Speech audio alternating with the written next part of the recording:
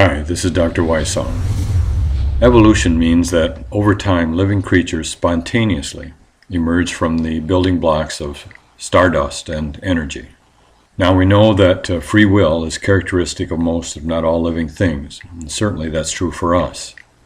This creates an insoluble dilemma for evolutionists. That's because neither the atoms in stardust or energy, the only building blocks evolutionists posit, have free will. Both are absolutely obedient to natural laws.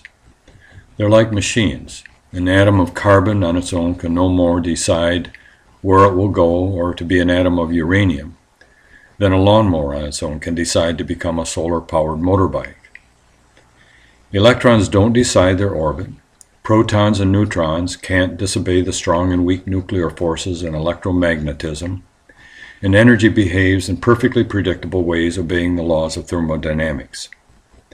Mix sodium and chlorine together, for example, and use the right conditions, and salt will be formed. The same goes for hydrogen and oxygen to form water.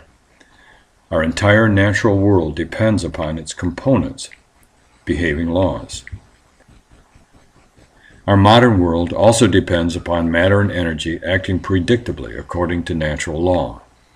Without this absolute obedience, chemistry, electronics, engineering, physics, and any applied science or industry would be impossible.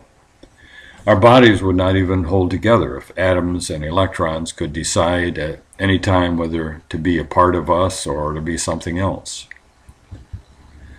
Now then, in spite of millions of combinations of energy and matter, both in nature and in the laboratory, never has any combination of any atom or energy ever been seen to yield anything that has free will. Yet free will abounds, but only uniquely in the living world. I choose to say this, you choose to listen to it. The only conclusion is that mindless atoms and energy, obeying fixed natural laws, are not responsible for the free will inherent in life. Therefore, the free will to believe in evolution proves that evolution cannot be true.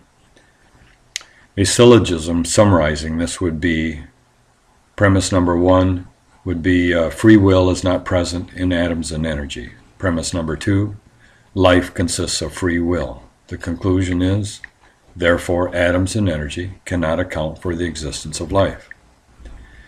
It's also clear that something other than atoms and energy, something with free will, is the only sufficient cause of living creatures with free will.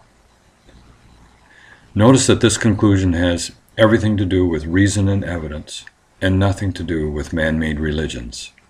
Thank you for listening.